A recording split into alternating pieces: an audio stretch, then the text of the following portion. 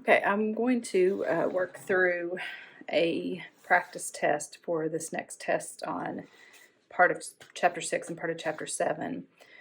Just as in an effort to help you as you're doing the practice test, you'll have one to go back and kind of compare the problems to if you need help with any of them. My problems that I do might be slightly different, the numbers in them, but they should basically work the same. So you can kind of use it as a model if yours is different than mine.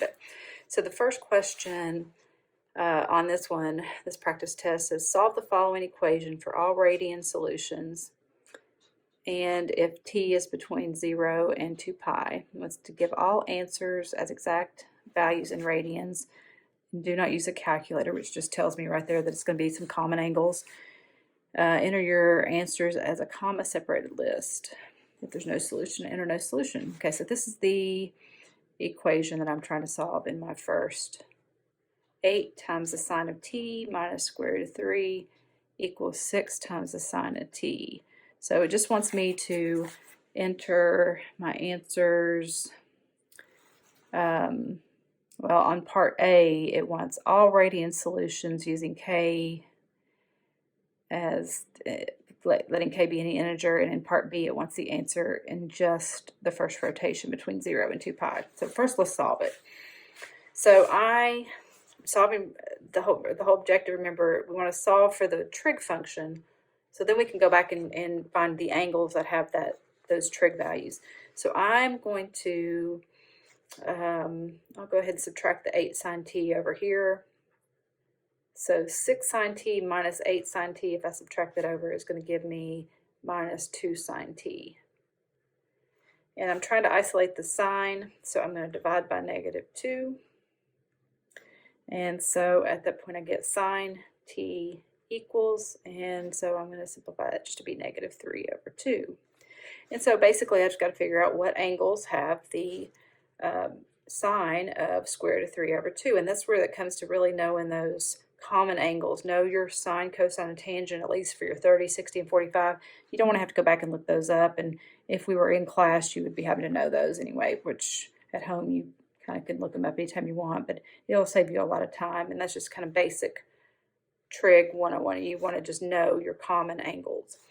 So the sine is square root of 3 over 2 for the angle 60 pi thirds, and this, let's see, it wants it in radians, so we're going to go t equals pi thirds, and if sine is positive in quadrant 1, it's also positive, so it's at the pi thirds or 60-degree angle. Sine is also positive square root of 3 over 2 in quadrant 2 at 2 pi thirds.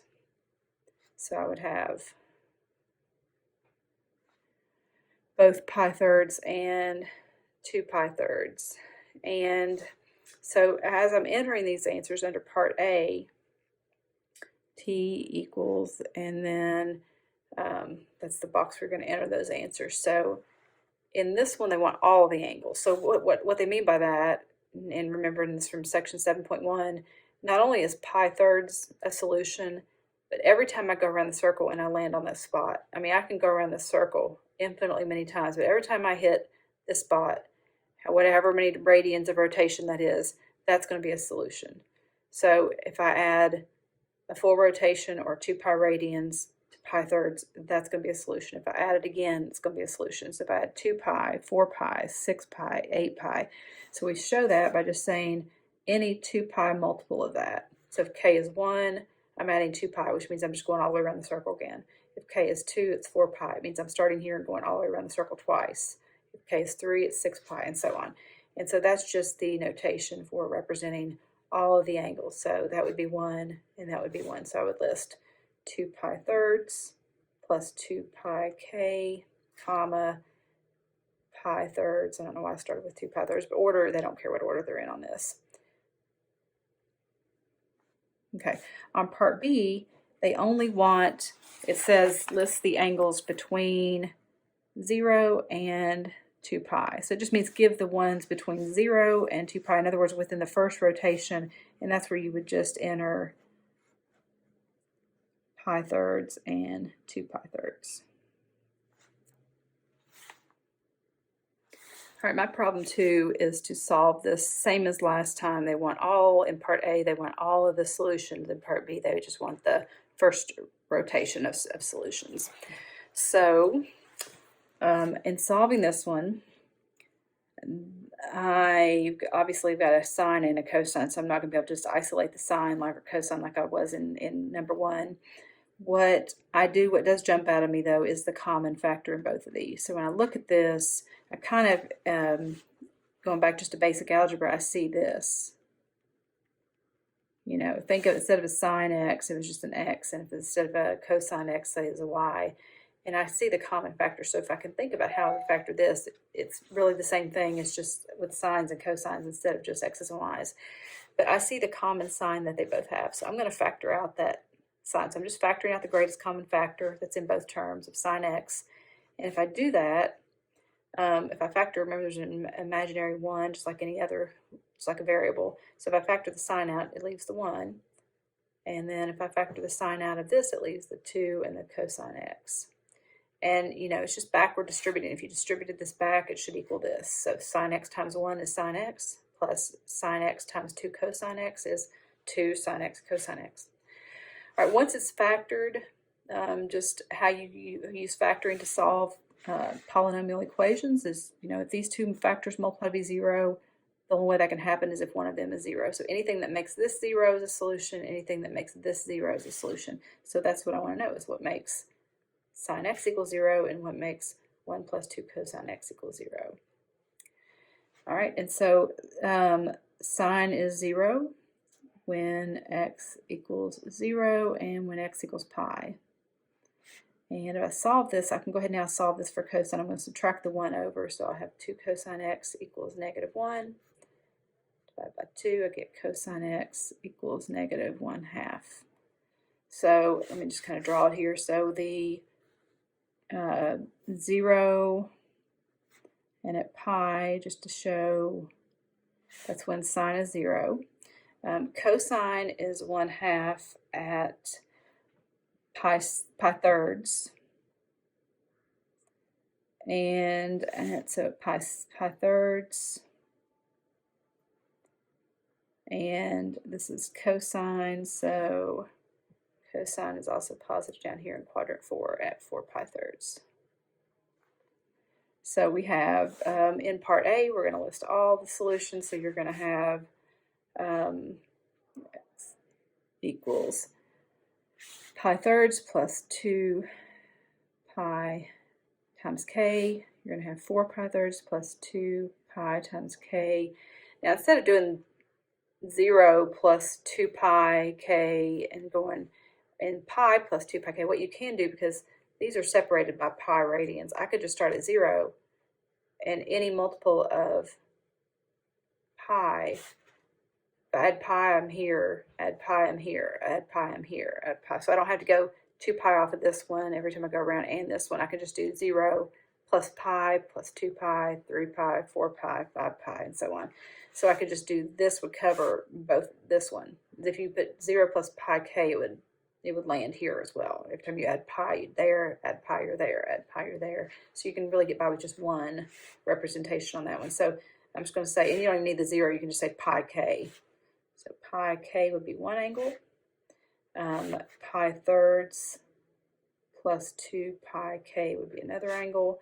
And 4 pi thirds plus 2 pi k would be the third angle. And I'm sure it'll count it right if you put 0 plus 2 pi k and pi plus 2 pi k. It's just kind of overkill. You don't need all that. All right, and then just to list on part B the angles between 0 and 2 pi, that would just be 0 pi thirds, pi, and 4 pi thirds.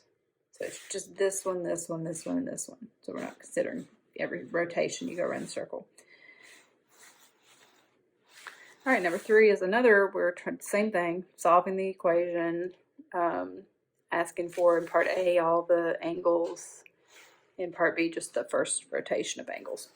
All right, so how do you solve this is a question. This one is again, you can't isolate sine because you've got a sine squared and a sine. We can't combine those together. So this one should you should kind of see this when you see it. It behaves just like the quadratic equation, 2x squared plus x minus 1. If you could factor this, then you can factor this. It's just instead of x's, it's sine x's.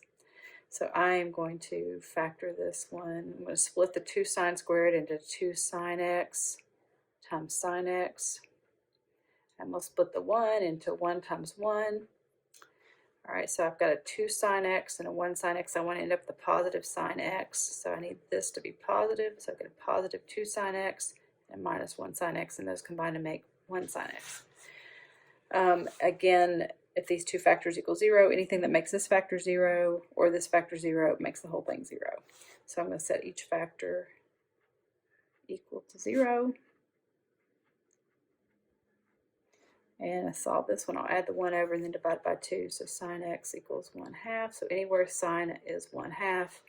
And on this one, anywhere sine is -1.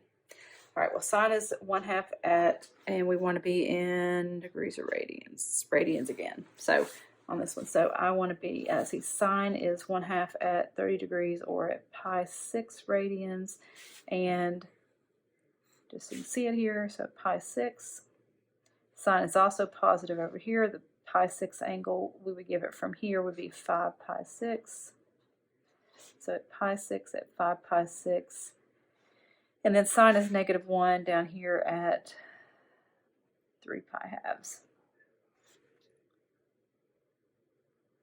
All right, so again, to list all the angles, 2 pi times k, 2 pi times k, 2 pi times k.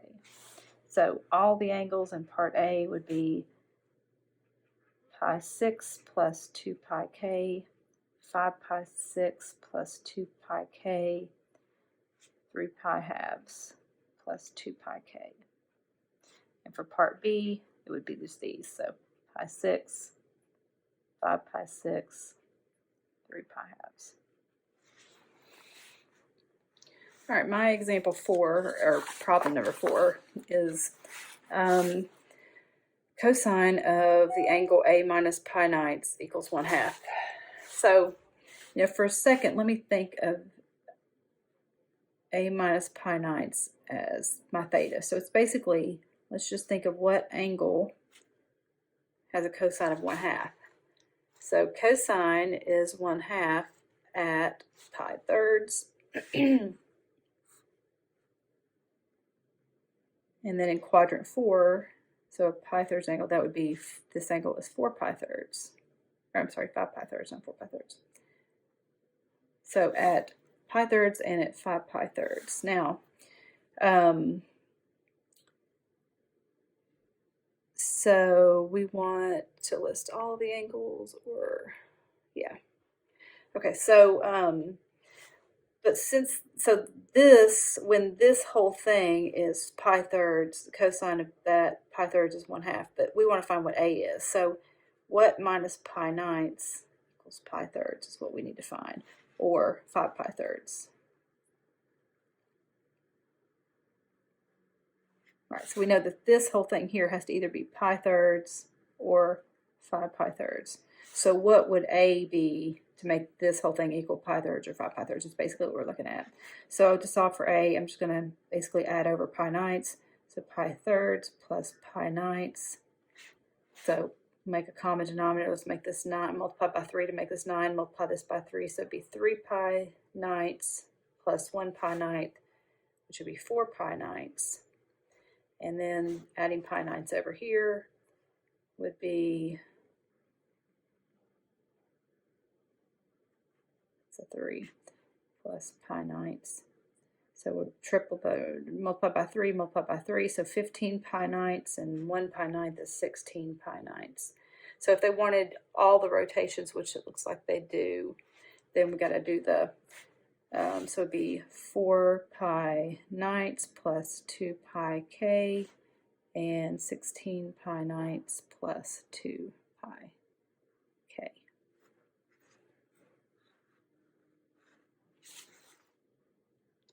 Okay, so in this one, I'm solving for theta, but I only need the angle, the first rotation of angles. So in other words, the ones between 0 and 360. So how to isolate the sine here, or we've got two different functions here. So first thing I probably want to do is do some changing out of identities or something here to make these to rewrite this so that they all have the same function. So the equation has all in terms of the same function. So what jumps out at me is this cosecant here. So I could change cosecant.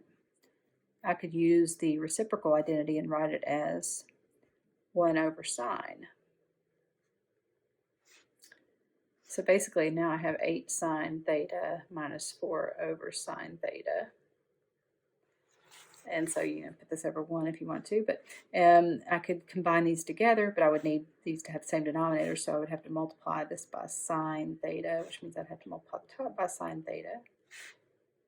So this would then become 8 sine squared theta over sine theta minus 4 over sine theta. And if I combine those together, I have 8 sine squared theta minus 4 over sine theta.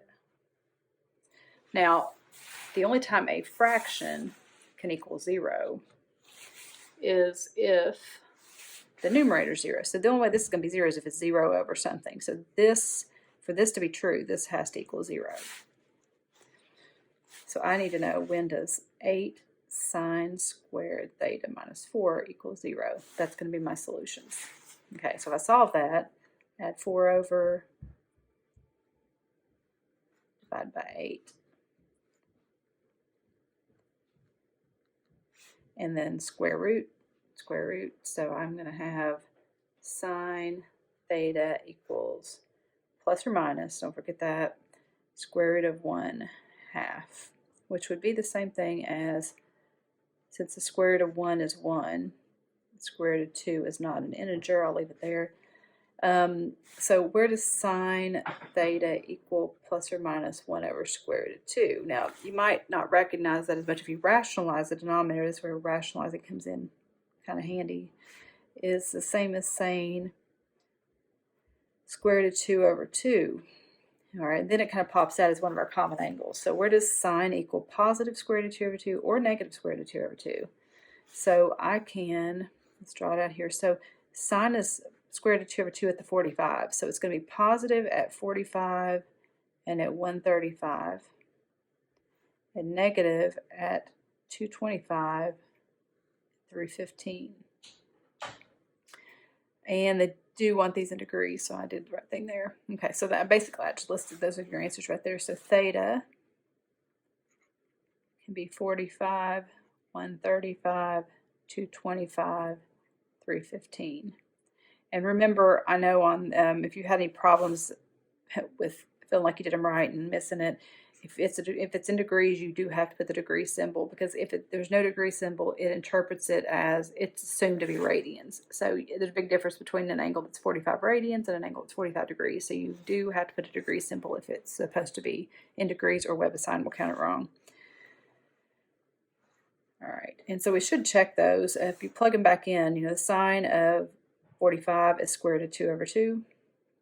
If you do 8 times square root of 2 over 2 minus 4, the cosecant of 45 is just flipping this over, so it'd be times 2 over square root of 2.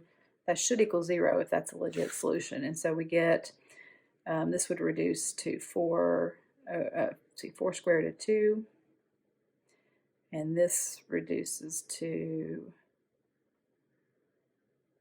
8 over square root of 2, or it multiplies to b. And so if I get a common denominator, I have to multiply the bottom of this, which is 1, by square root of 2, and then multiply the top by square root of 2, which would take the radical off that, and you'd have 8 over square root of 2 minus 8 over square root of 2, and you do get 0. And so you could go around and check each one of those and make sure that they work, but they do all work on that. All right, example 6, still solving trigonometric equations.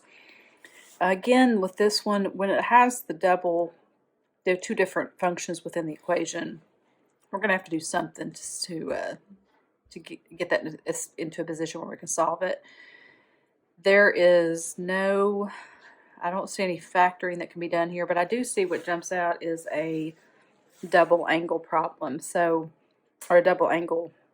And so I know from my recent section we did that that you can substitute for a sine, cosine, or tangent of a double angle. So if you have those on note cards or something handy, that would be where you can keep them right there and look, when you see double angle, you may not remember what it is, but you may just remember that there is a substitution, an identity there. And so if you look it up, it's going to say the sine of a double angle, sine of 2 theta is equal to 2 sine theta cosine theta.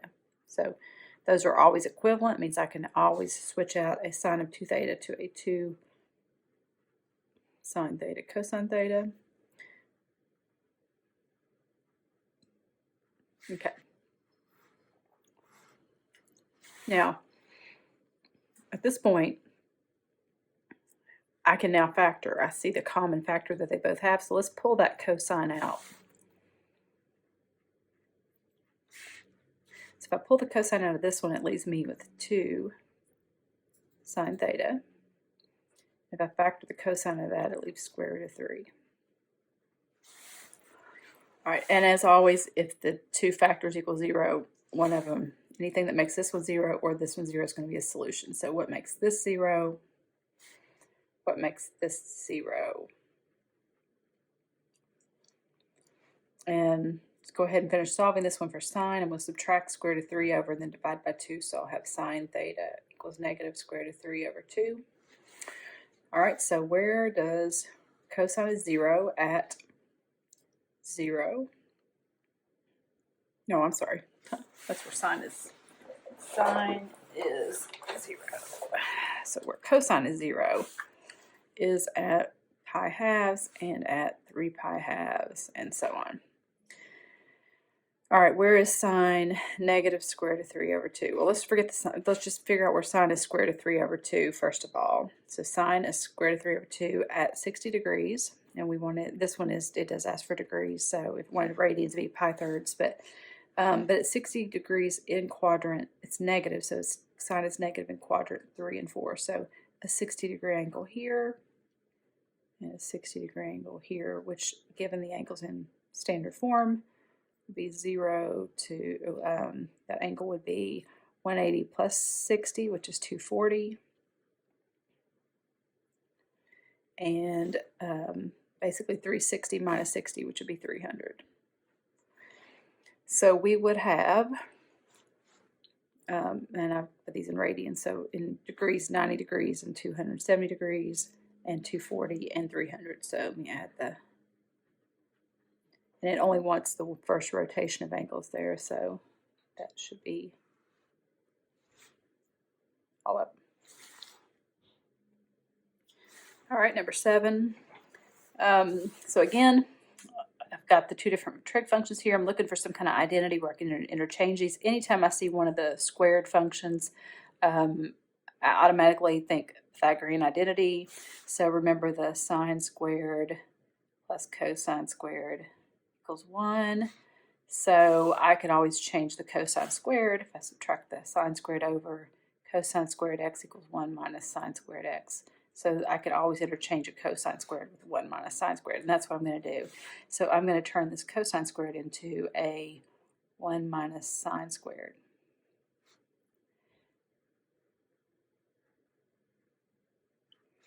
All right, and so I'm going to simplify, distribute that 2 out.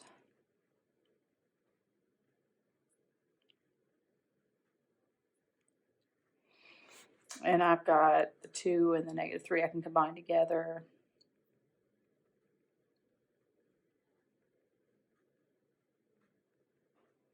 I'm going to go ahead, I'm going to have to, it looks very quadratic-like, so I'm probably going to factor it, but I'd rather factor with the leading coefficient. I'm going to multiply everything through by -1 just to change the sign, so I can make the factoring a little easier. All right, and so I'm going to break this down into, split 2 sine squared into 2 sine x times sine x, split 1 into 1 times 1. Both signs should be negative. You double check it, -2 sine and -1 sine is -3 sine. And then I would set each factor equal to 0. And so this one's going to sine x equals 1, and this one's going to be adding the 1 over and then dividing by 2, sine x equals 1/2 positive. So anywhere the sine is 1/2 or 1 is a solution. So let's think about where sine is 1/2. Well, sine is 1/2 at 30 degrees, or once it in radians this time, so pi 6. Sine is also positive in quadrant 2, and a pi halves or pi 6 radians angle here in standard positions would be 5 pi 6. All right, sine is 1 when x is at pi halves. And it does only want the angles in the first rotation, so let me list them all. They would be pi 6, pi halves, and 5 pi 6. And WebAssign doesn't care what order you enter these in, so you can, as long as you put the right 3 angles in there, what order they're in doesn't matter. All right, my number 8 looks like this. 2 cosine x plus 3 tangent x equals 3 secant x. All right, so we are solving what the answer is in radians. We only want the first rotation of angles. Okay. Again, I've got a mess here of 3 totally different functions. So I am going to try to do some converting here. So I'm going to say, I'm going to write tangent as sine over cosine. And I'm going to go ahead and subtract this over. So I'm going to say minus 3, and when I do that, I'm going to change secant into 1 over cosine. Okay, so let me clean this up a little bit.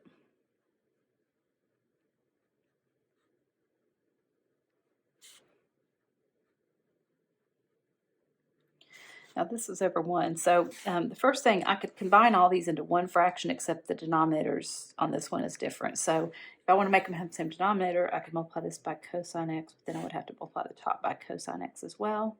I can do that. So this would become 2 cosine squared x plus 3 sine x on this one, minus 3. They're all over cosine x, so I'm just going to put 1 cosine x under all of those. Go ahead and combine them into one fraction. Now we had one a minute ago where you had a fraction equal 0, and I talked about the only way this can ever equal 0 is if the numerator is 0. So the only way this is ever going to be true is if the numerator, 2 cosine squared x plus 3 sine x minus 3 would equal 0. Still have the 2 sines here, but this reminds me of that previous problem we did where I think it was a previous one or 1 or 2 back, where I changed cosine squared, used the Pythagorean identity, and changed the cosine squared into a 1 minus sine squared. That's just straight from your Pythagorean identities. Those are the same, interchangeable. All right, if I distribute that 2 out, it's very much like the problem we just did. I'll combine the 2 and the negative 3 here, so negative 3 plus 2 is negative 1. And again, I don't want to fool with that leading, so I'm going to go ahead and multiply everything through by a negative 1, makes that positive, that negative, and that positive. Okay, so let's see if we can factor this one now. Splitting that into 2 sine x times sine x, and that into 1 times 1. Signs are going to both be negative. Check it, that's negative 2 sine x and negative 1 sine x. Those combine to make negative 3 sine x. All right, and I set each factor equal to 0. See what makes this one 0, what makes this one 0. And adding over 1 and dividing by 2 to isolate the sine function gives me sine is 1/2. And here sine x equals 1. All right, well, so the sine is 1/2 at 30 degrees, or let's see, we want this one in radians. So pi 6, and at 5 pi 6.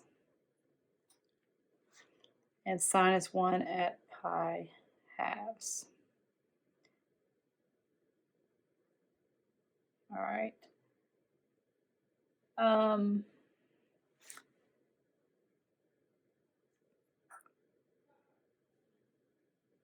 right, so because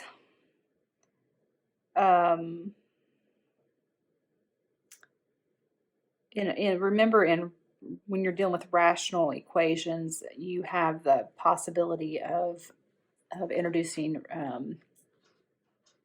extraneous solutions. So that I really, as bad as I hate to take the time to do it, the only way I'm going to know these all three work is really to plug them back in and check them. And so I can do that. It doesn't take that long, but let me check. If pi 6 works, 5 pi 6 will work too, because they both have the same trig value. So, well, they both have the same, other than their sign might be different. So, so let me just check pi 6. So 2 times the cosine of pi 6 plus 3 times the tangent of pi 6 equals 3 times the secant of pi 6. All right, so the cosine of pi 6 is square root of 3 over 2. The tangent of pi 6 is square root of 3 over 3. And the secant of pi 6 is the cosine flipped upside down, so it's going to be this flipped over, so 2 over square root of 3. And let's simplify that. So those cancel and I get square root of 3.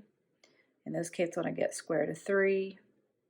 And I get 6 over square root of 3 here. And are those equivalent? This is 2 square root of 3. And let's rationalize this, see if they're the same thing.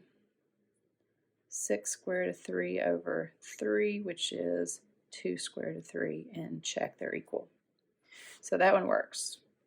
And most likely that one will too. You could check it. The signs could be different, but pi halves, let's check that one. So 2 cosine of pi halves plus 3 tangent of pi halves equals 3 secant of pi halves. All right, cosine of pi halves is 0, so 2 times 0 is 0. Tangent of pi halves is here. Tangent is y over x, or sine over cosine, so it's undefined. Yeah, so the cosine, let's see, the tangent of pi halves, yeah, it's undefined. And so this one is out. So that one does not work. That one is extraneous. So the only solutions that work on this problem is pi 6 and 5 pi 6. So, all right, and I didn't work out 5 pi 6 all the time, but I know I kind of checked it in my head, it works. So, but the pi halves does not work. Even if you go back to the plugging it in here, you can see if you put in the pi halves here, cosine of pi halves is 0. And that would put 0 in the denominator of fraction, which makes it undefined as well. So you could tell it there. So you might remember this one in the actual homework assignments from whatever section. I think it was in 6.2.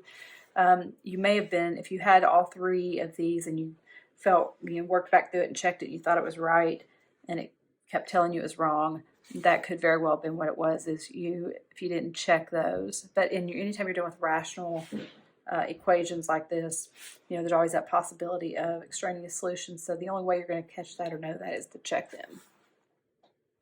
All right, so finally we'll break over to number 9 into chapter 7, where we started working with law of sines and cosines. So now, so the first 8 questions on the review have been all about solving trig functions, which is what we spent time working on in sections 6.1 and 6.2. 7.1 through 7.3 were dealing with law of sines and cosines. And so the first 8 questions on the test were devoted to section 6.1 and 6.2. Looks like 9 through the rest of them are going to be from chapter 7. Okay, so let's look at, we're trying to find the length of side A, given C, side C, angle A. So I like to always draw it just to have the visual. So let's do that. So let's say, make this angle wide since C is obtuse, 115 degrees, make it look a little bit right. And we'll say this is A and it's 6 degrees. And we know side C is 470 yards. And we're trying to find side A. So this one is a case of angle, angle, side, which law of sines works on. If we're trying to find this side, we know the angle across from it, and we know the angle in the side on this one. So it falls right perfectly into law of sines. So I can say 470, the side C, divided by the sine of angle C, which is 115 degrees, equals side A, which I don't know, is what I'm trying to find, divided by the sine of angle A, which is 6 degrees. And then it's a proportion, so we just cross multiply. And so I'd have A times the sine of 115 equals 470 times the sine of 6 degrees. And then solving for A, I would divide by the sine of 115.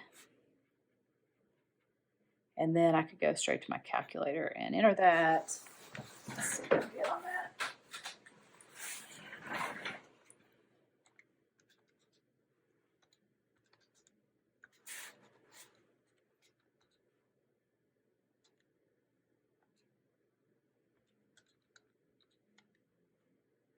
All right, in degrees, I get, or no, I'm sorry, we're finding length of the side, aren't we? In yards, I get A to be 54, and we'll keep the significant digits, two significant digits, so we'll say A equals 54.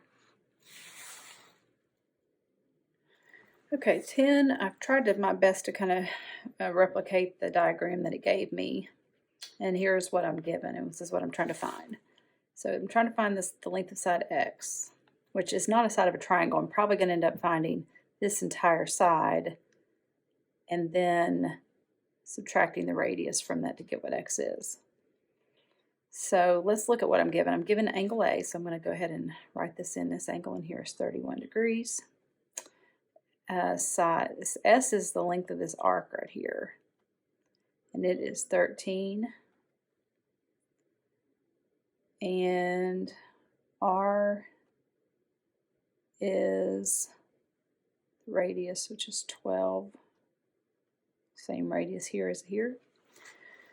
Okay, and so in order to find the side X, like I said, I'm going to focus on finding this whole side of the triangle. I can always subtract 12 from that to get what X is. So think about finding AC.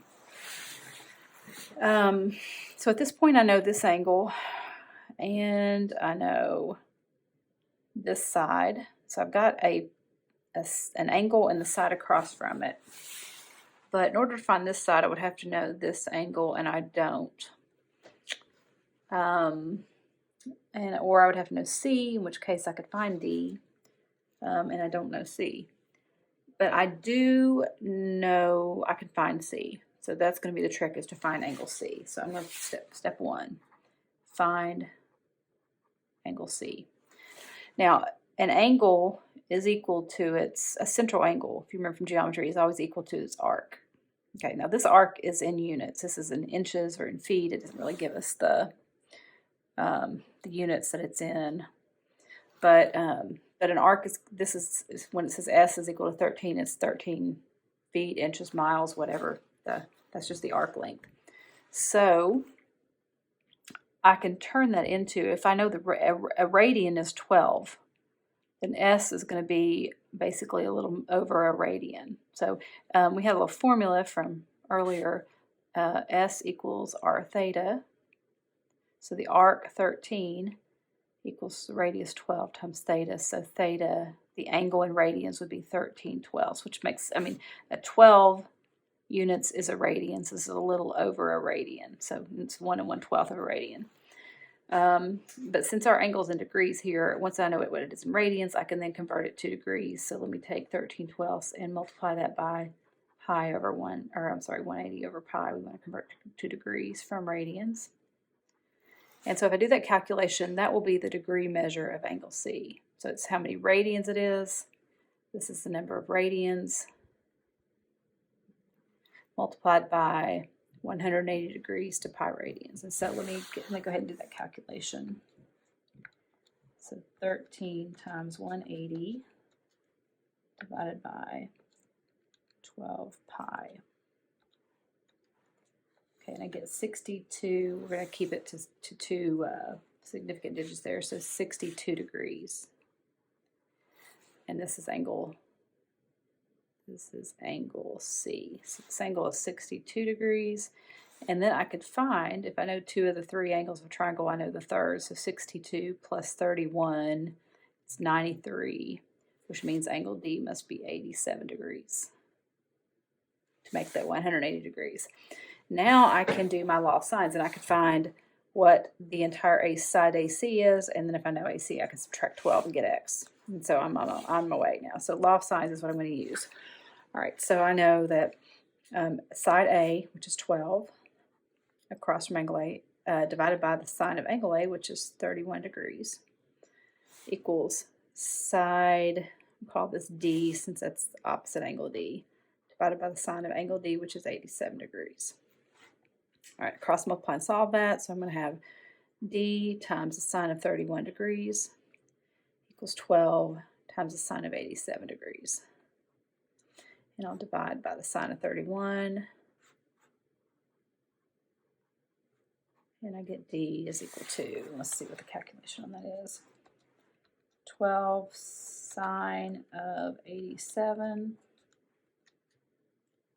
divided by sine of 31.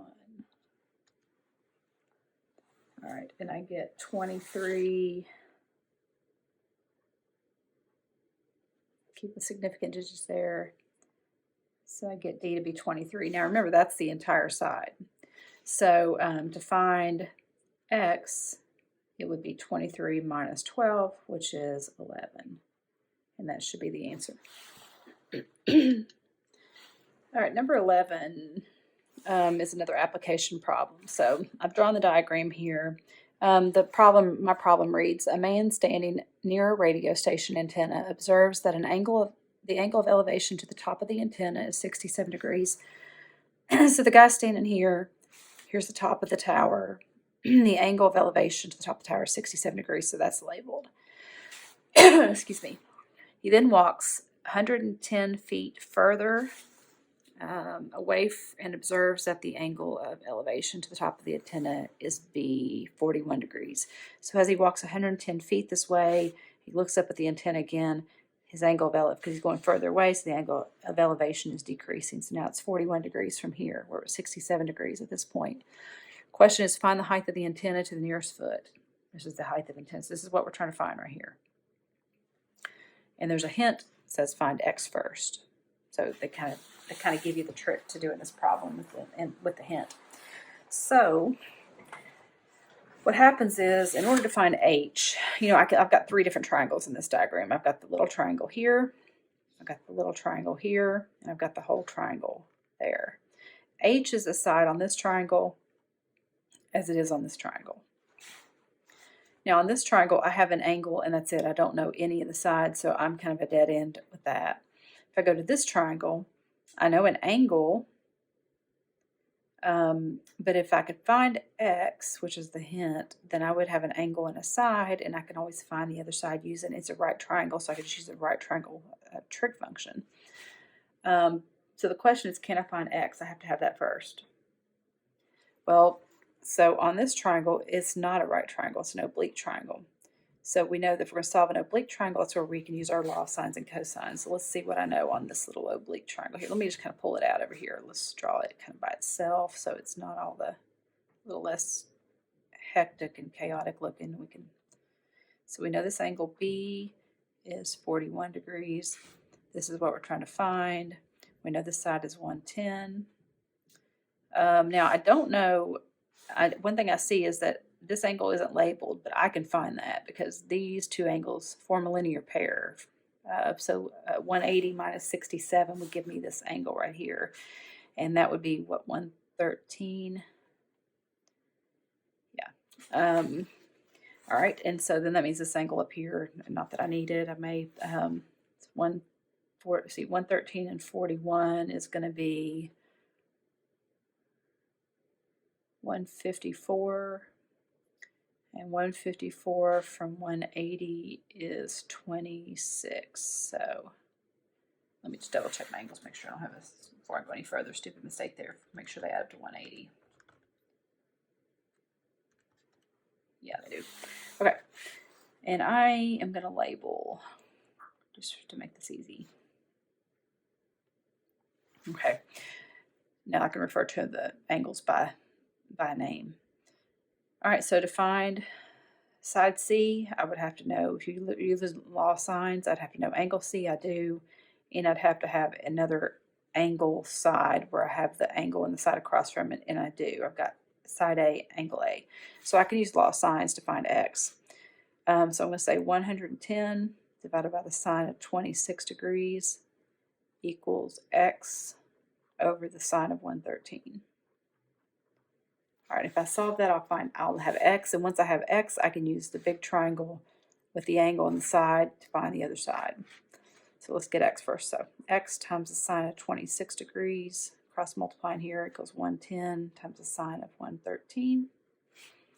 Divide by the sine of 26. And we put that in the calculator.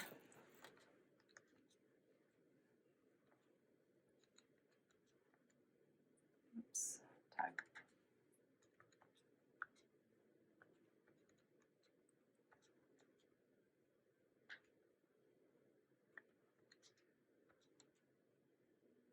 All right, then I get 230. It said to the nearest foot, so it was a 231 feet. So X is now known. Okay, so now that I know X, so now I can use the big triangle. I'm going to kind of draw that out by itself again, also just to focus on just that without all the distractions of all the other lines. So I know this angle. I know this side now is 231. Trying to find this. And I know this, I don't know that side. That's all I need. All right, so this is a right triangle. So basically, this is the opposite in the hypotenuse. So I could use the sine function. Sine of 41, 41 degrees is equal to opposite h over hypotenuse 231. All I have to do to solve that is multiply by 231. And I get h equals 231 times the sine of 41 degrees. And that is 100, it would round up to 152 feet.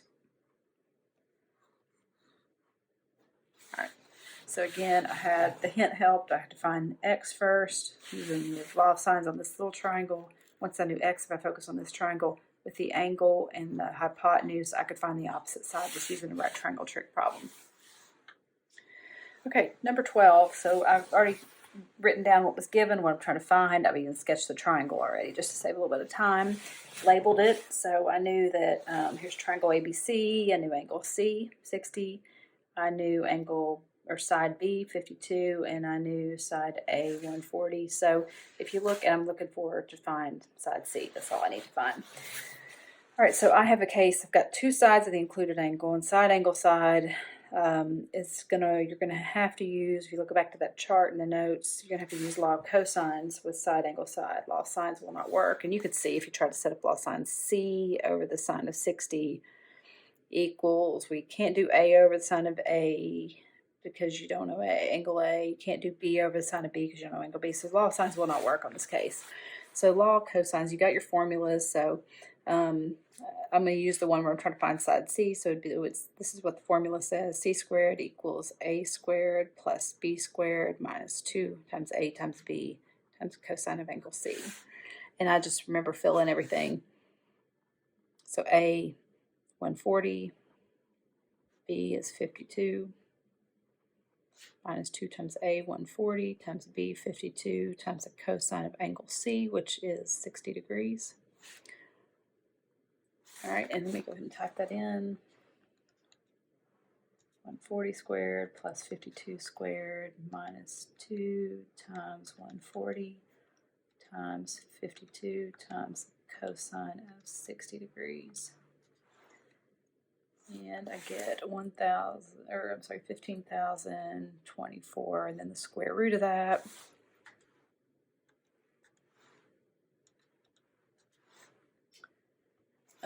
And round to the nearest whole number, so 123 is what I get. And that was all there is to that. So straightforward using law of cosines. Okay, so 13.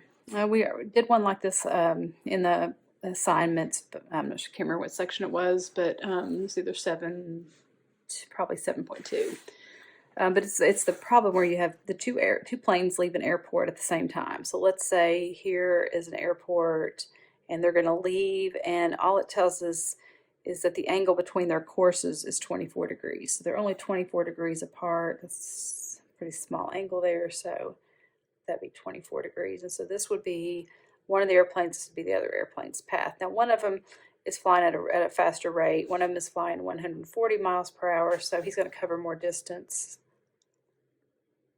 at the same time that this one is traveling 100 miles per hour, so he's not going to cover as much distance. So at some point it says after, how far apart are they after 1.5 hours? So after a time of 1.5 hours, what is this distance that they are apart?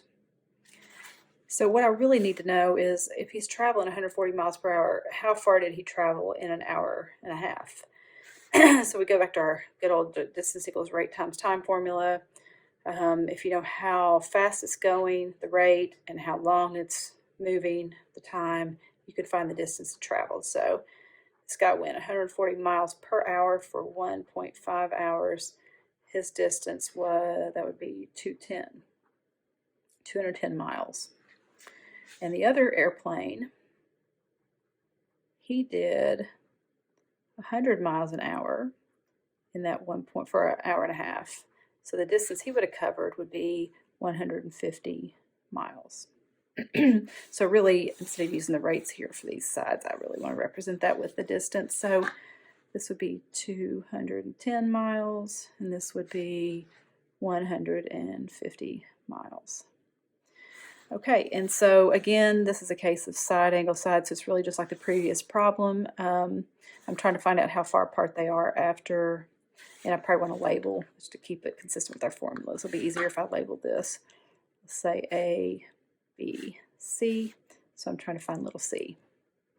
I know side B, I know side A, I know angle C. So, law of cosines, c squared, same one I used last time.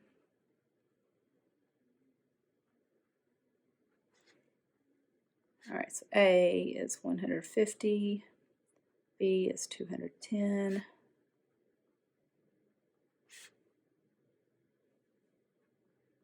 and angle C is 24 degrees. All right, so let me type that in, see what we get.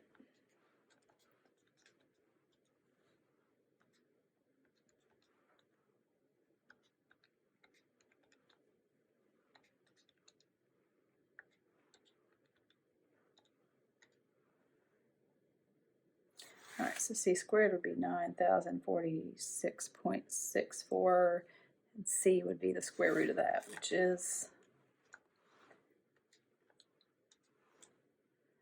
all right, so to the nearest mile, that would be 95 miles. So after an hour and a half, those airplanes would be 95 miles apart. All right, 14, this is what we're given. I'm given that A is 37 degrees, angle A that is. Side A is 35 feet and side B is 53 feet. So let me sketch this one out. So let's just make a triangle here. Let's say A, B, C. So A is 37 degrees. Side A is 35 feet. Side B is 53 feet. Okay, so with this one, this is a case of two sides at an angle, the angle not being between the two sides. So this is that side angle case that was from 7.3, and that is the ambiguous case. So this is when you can possibly have two triangles with these parts. You can have no triangle with those parts, or you can have exactly one triangle with those parts. So I can use law. Remember we did with the thing where you could do law sines or cosines. Law of cosines was a lot more time consuming and tedious. You had to use you usually have to use the quadratic formula and stuff. So I'm going to stick with law of sines on this one. So, and what are we trying to find? We are trying to we're trying to solve the whole triangle. So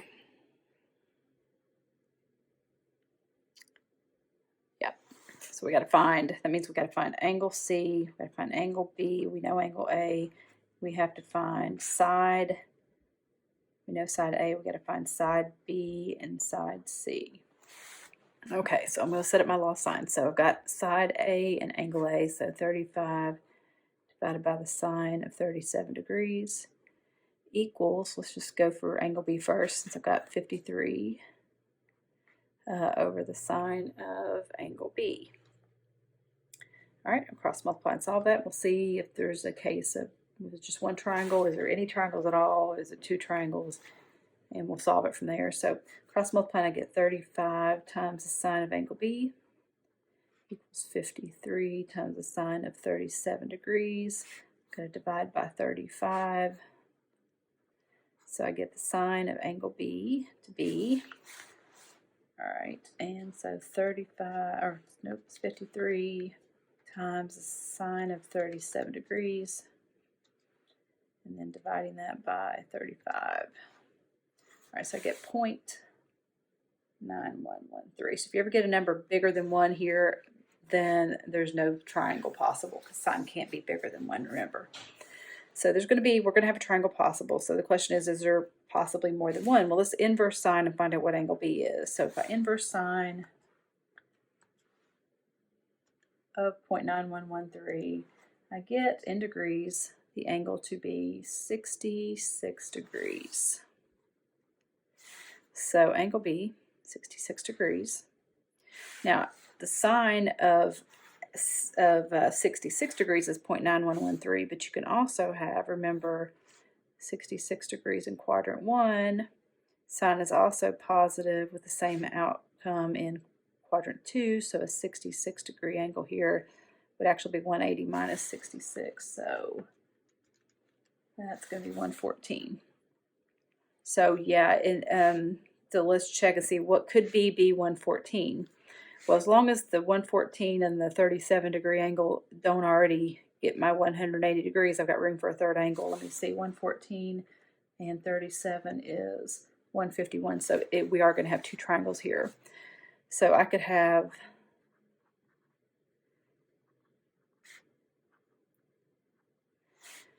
if B is either 66 or 114, so if B is 66, use the 180 degree rule.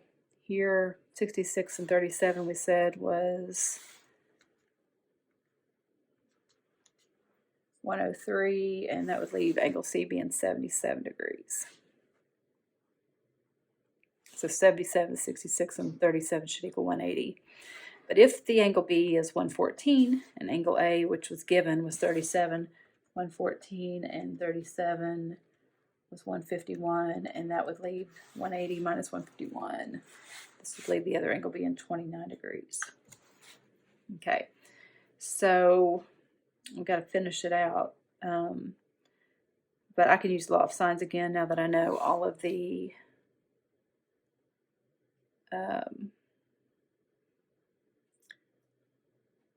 so B, I know A and B, so I don't need to find side B. I'm given that. So all I have left to do is find side C. And I'll just do another law of sines. So C over the sine of 77, this is for the first triangle, equals, I'll just do B 53 over the sine of 66. Now on this triangle, C over the sine of C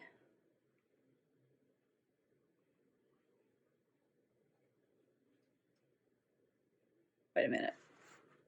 No, C on this triangle is not 77, it's 29. Equals 53B over the sine of angle B, which is 114. So side C over sine of angle C equals side B over sine of angle B on the first triangle. On the second triangle, side C over its angle C equals side B over its angle B. And then I would solve each one and get the side C on each respective triangle. So in this case I have C cross multiplying times the sine of 66 equals 53 times the sine of 77, and I'm going to divide by sine of 66. And I get C equals, let's type that one in. So 53 times the sine of 77 divided by sine of 66. I get to the nearest, well, 57 would be the length of side C. All right, on this triangle, side C would be C times the sine of 114 degrees equals 53 times the sine of 29, just cross multiplying and then dividing by sine of 114. And let me type that in and see what the side C is on this triangle. So 53 sine of 29 divided by the sine of 114.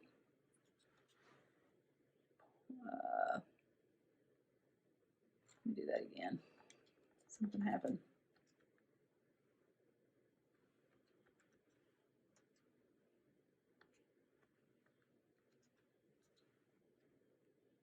Here we go. So 28.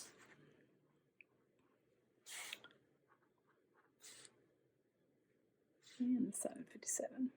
All right, let me just double check these with the answers here. And so the first triangle we have angle C 77, yes, 66, yes, and 57, yes. And on the second triangle, we have side C, or angle C 29, yes, side C 28, yes, and yeah, they're good. So check on both those. So that was the ambiguous case using law of sines. All right, so number 15, let's go ahead and draw. This is what I'm given, angle B, and side C. So let me draw that out. Let's just make a triangle here. So B, the angle is 67 degrees, 10 minutes.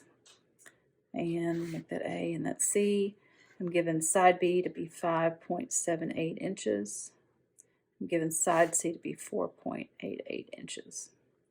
So again, I see a side angle case. The angle's not between the two sides, so it's going to be another of the ambiguous case. So I don't know if there's going to be any triangles or one triangle or two. So it'd be like the last one if there's two. Okay, so let me set up my law of sines. So I've got side B, angle B. So I'm going to say 5.78, side B divided by the sine of angle B being 67 degrees, 10 minutes. All right, I'm trying to solve the whole thing, so I got to find the missing side and the two missing angles. All right, so angle A, I can't do because I don't know side A or angle A. Let's go with side C, 4.88 is to angle C. And I can solve and find angle C. So cross multiplying, I get sine of C times 5.78 equals 4.88 times the sine of 67 degrees, 10 minutes. And then we just divide by 5.78.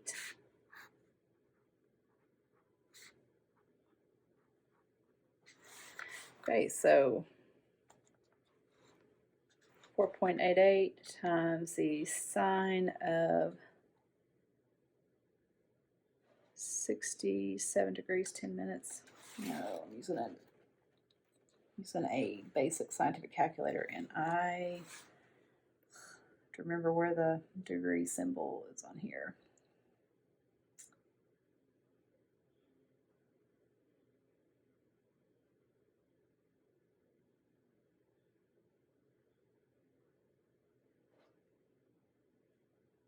I got it. Okay. 67 degrees, 10 minutes.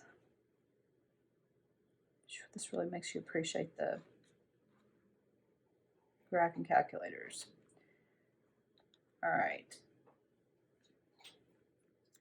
And then I'm going to divide by 5.78. And I get 0.7781. All right, so to find angle C, I'm going to inverse sine of that.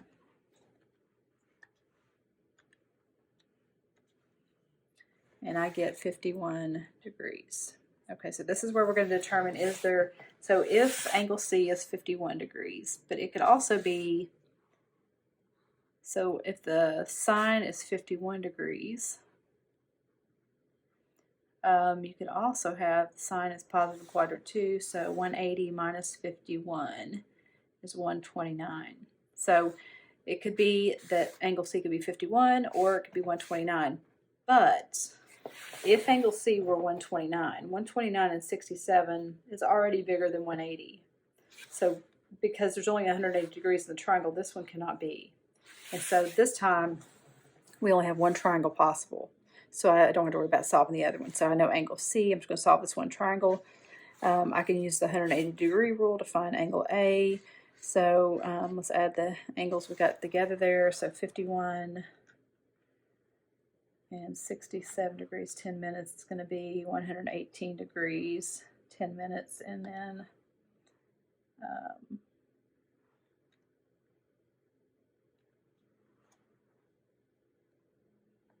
let me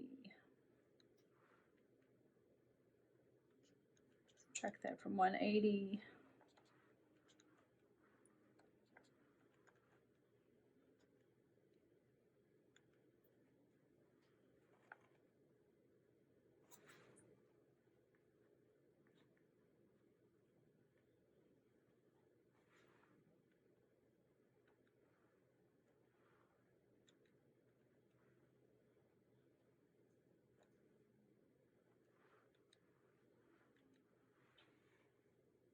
Okay, so I get 61.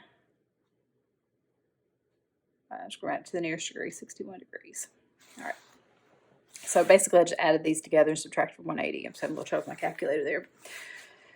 Buttons are sticking. All right, so I've got all the angles, and the only thing I don't know is side A. So I can make another little law of sines problem to find that. So let's do, I'm going to do B over the sine of B. You know what? I am not going to do that. I'm just going to stay because this calculator is just not very easy to use degrees and minutes on. So let me avoid that angle. Let me just do 4.88 over the sine of 51 degrees equals A times the sine, or A over the sine of 61 degrees. So I did B over the, or C over the, side C over the sine of angle C equals side A over the sine of angle A. And I'll cross multiply and solve that. So I have A times the sine of 51 degrees equals 4.88 times the sine of 61 degrees. And then dividing by sine of 51 will allow me to solve for A. So I get A equals, and then it's just to the calculator again.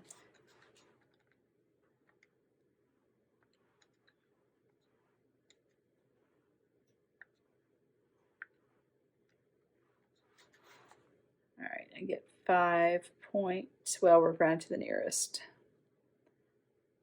What does it say for sides? Round your answers for sides to 2 decimal places. Okay, so 5.49, we'll say.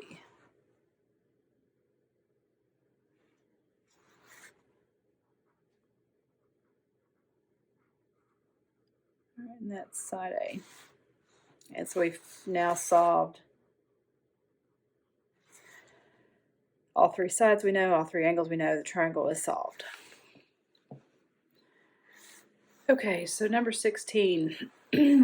My problem says a 52-foot wire running from the top of a tent pole to the ground makes an angle of 58 degrees with the ground. If the length of the tent pole is 45 feet, how far is it from the bottom of the point where the wire is fastened to the ground? Or how far is it from the bottom of the tent pole to the, okay. The tent pole is not necessarily perpendicular to the ground. Okay, so we got a tent pole is not necessarily perpendicular to the ground. Here's the ground. We have a wire that is connecting that top of that pole to the ground on both sides. The wire is 52 feet.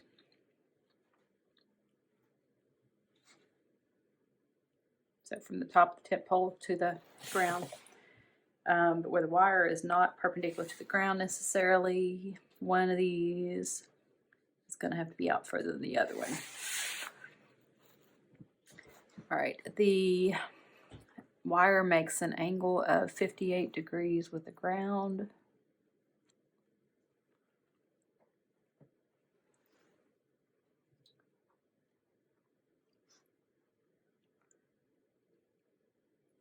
I'm assuming that's the same on both sides.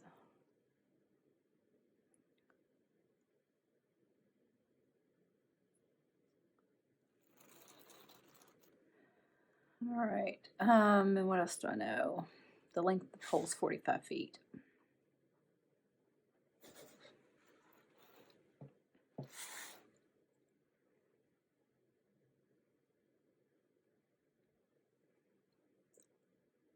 Okay, and the question is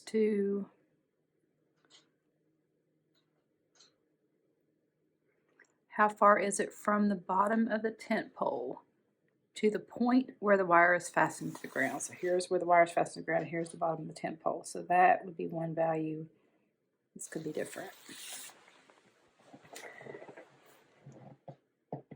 Okay, and so looking at this, let's see, we have two sides and an angle. So this is an ambiguous case. It is not a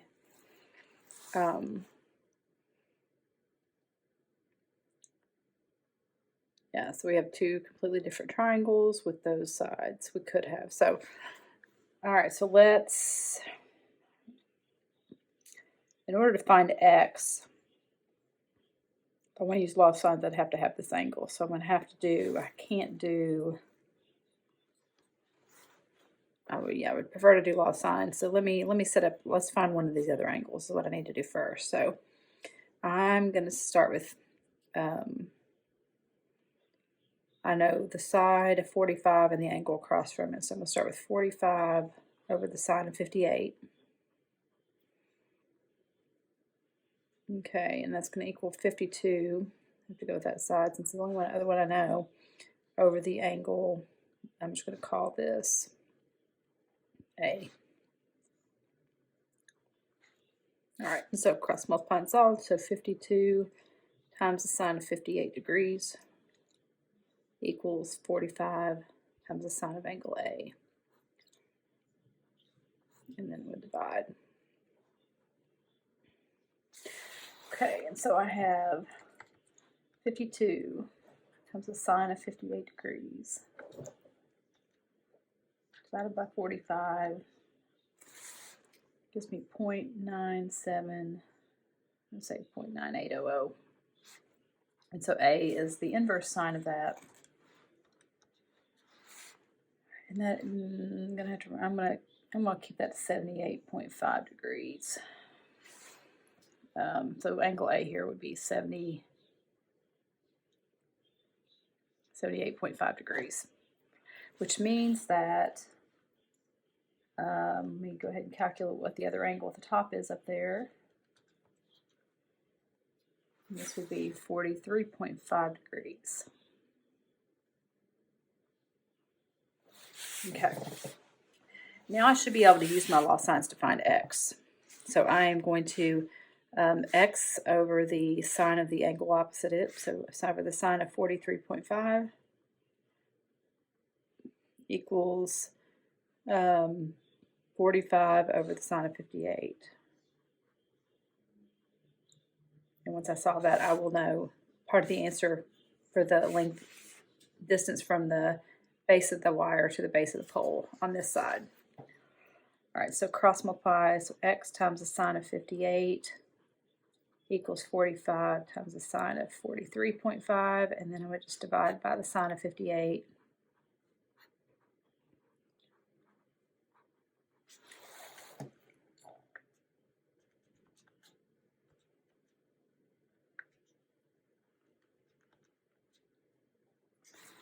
All right, and get to the nearest whole number would be 37. All right, so 37 feet on this side. And, okay, well, I can use the 180, the linear pair here. So 180 minus 78.5 means this angle has to be, I know I didn't draw it very straight, but it is. the ground, so it should be one continuous line. So 101.5 degrees, 58 degrees, and just for the heck of it, let's find the top angle. So these should add up to 180, so this has to be 20.5. All right, so I can find this y now. Let's just doing another law of sines real quick here. So I'm going to say y over the sine of 20.5 degrees equals 45 over the sine of 58 degrees. And so cross multiplying, I get y times the sine of 58 should equal 45 times the sine of 20.5, and then dividing by the sine of 58 will give me y.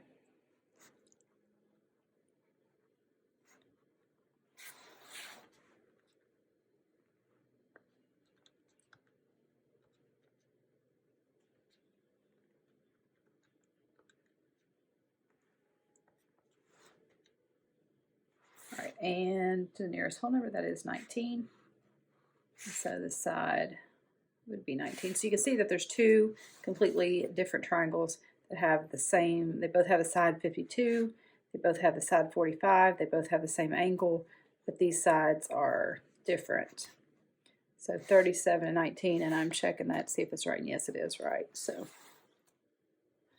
okay, so it looks like at 17 we switch over to the last section, 7.5. This problem comes from 7.5 on vectors, so I'm going to guess that 17, 18, and 19 will all be vector problems. All right, question on my 17 says find the magnitude of the following vector. So given the vector with components -7, 1, find the magnitude. So I don't really have to draw it to do this, but just to see it. So -7, 1. The vector would look like that. Its horizontal component is -7, vertical 1, and the magnitude basically is just the hypotenuse of that triangle. So it is going to be the square root of -7 squared plus 1 squared, which is the square root of 49 plus 1, which is the square root of 50. So magnitude is square root of 50. Whether you enter it that way, you could simplify the radical, of course. It would be 5 square root of 2 if you simplified it. I don't know if it might take a decimal answer, round it off. It didn't say where to round, so, but that's the exact answer. All right, and question 18 gives you the vector u and v with these components that are given, and we need to find the sum of the vectors, the difference of the vectors, and the difference of the u vector multiplied by the scalar 3 and the v vector multiplied by the scalar 4. So in other words, 3u minus 4v. Okay, so I'm going to add the vector 5, 1 and the vector -5, 3. So again, by adding their horizontal components, -5 plus 5 is 0, 1 plus 3 is 4, and so the vector 0, 4. That's about it. That's the components of the vector. Remember, you could also write that as 0i plus 4j, which would just be the same thing as saying 4j. So it should take it that way as well. It doesn't say anything special about the form it has to be in. All right, the difference, so I would take the u vector minus the v vector. All right, so basically just subtract their horizontal components. So 5 subtract -5, which would be 10. And their vertical components, 1 subtract 3, which would be -2. Say, or 10i minus 2j. And the final one, so 3, the scalar 3 multiplied by the u vector minus the scalar 4 multiplied by the v vector. Make this a little easier. I'm going to change this to adding a negative, same thing. So this becomes 3, that'd be 15, 3. And this would become +20, -12. And then we would just add the results. And so the horizontal component of the final vector would be 35, 15 plus 20. Vertical components would be -9. And that's all there was. So there was the answer to the first part. second part, third part, or in the other form, 35I minus 9J. All right, our last problem is a application problem of vectors. So I've drawn the diagram, sketched it, and so the problem says, it reads, my problem reads, a 15-pound, 15-pound weight is lying on a sit-up bench. So this is the bench, weight, you can see the diagram in their picture better than mine, but if the bench is inclined at an angle of 15 degrees, so that's marked, there are 3 forces acting on the weight, as shown in the figure below. So each vector is one of the forces that's acting on the weight.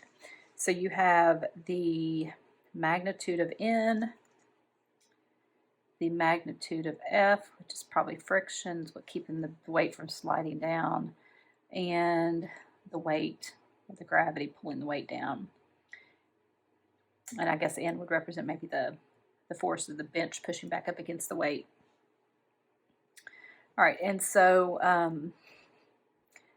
the bottom line is, with one of these problems where it's at rest, equilibrium, the sum of these 3 forces is 0, and that's kind of the key to this, just like it was very similar to the swing problem we did back in section 7.5, where the sister's pulling the boy on the swing back.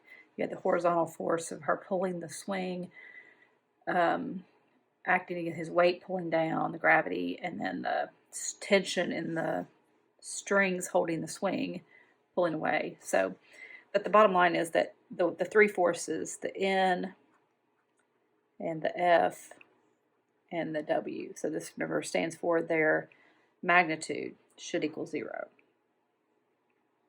Now, the one thing for this one, to make this a little easier, I am going to let this be our horizontal x-axis and this be, that way 2 of our vectors are horizontal and vertical. So this would represent our horizontal, this would represent our vertical. So remember that the horizontal, the unit vector is I, so this would be represented by the magnitude of F times I. And with this being the vertical, this would be represented by the magnitude of N times J. All right, and so I've got those 2 vectors now. The trick here is representing the weight vector. And the weight in this problem is 15, and since this is like my 0, 0, so this is going to be represented with a negative 15. So we have to represent this vector in the form. All right, so I am going to use my right triangle knowledge here to make this into a right triangle, drawing it perpendicular back to the horizontal x-axis. Remember, this is my x, basically this is my x-axis, this is my y-axis. So in this, if this angle is 15 degrees, this is a right triangle, which makes this angle 75 degrees. All right, and I can represent this side and this side, and so I can then represent the resultant vector here as the sum of the 2 vectors. So I need to represent this side, and this side, and then add those to represent the resultant, which is weight. So I'm going to, the cosine of 75 degrees is equal to the adjacent, let's call this the horizontal A and this B, equal to A over negative 15. So A is going to be equal to negative 15 times the cosine of 75, and I could calculate that right now. And my the sine of 75 is equal to opposite B over 15, negative 15. And so then B would be equal to negative 15 sine of 75 degrees. And so let's go ahead and calculate that. So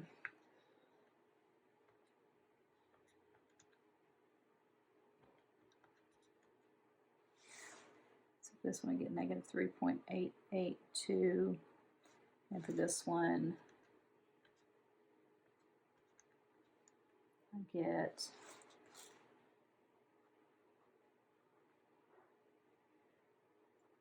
okay, I didn't carry those many places. 489, I might want to say. So basically I can represent this vector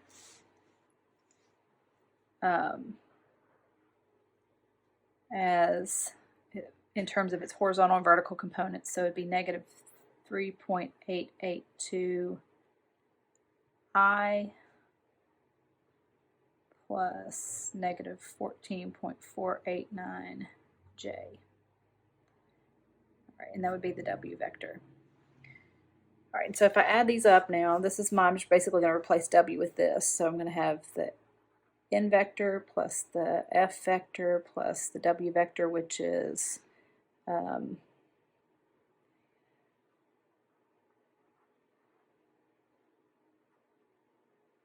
the N vector, it should be NJ. I'll let this off.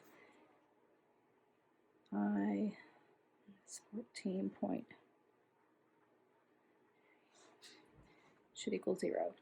All right, so I know that if I group the J's together, I can add those. So the N plus negative 14.489,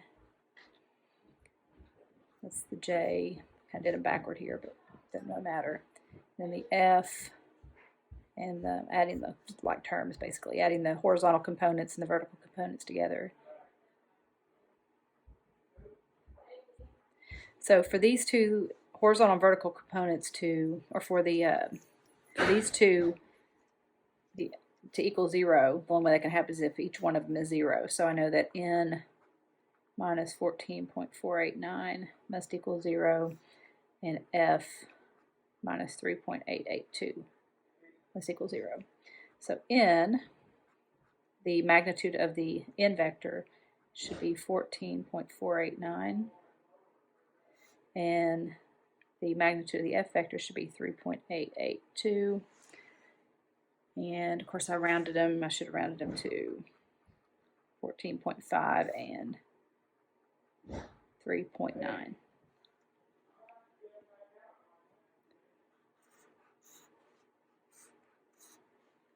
Okay, so I kind of walk back through the three vectors, the three forces acting on that weight should sum to be 0, because at that point the weight is not moving, it's at equilibrium. So it's the sum of the forces should be 0.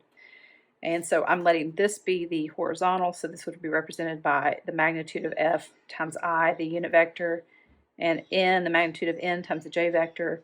And then this one I wrote in terms of its horizontal and vertical components, with A being the horizontal and B being the vertical. And so I just used the right triangle trig to be able to represent each one of those sides, and the sum of those two sides is the vector. And just did a little bit of algebra from there. So the three forces so this one's represented by NJ, by FI, and then this one by, right here is the W vector. And so I just combined basically the horizontal components, the I's, and then the J's, combine those together.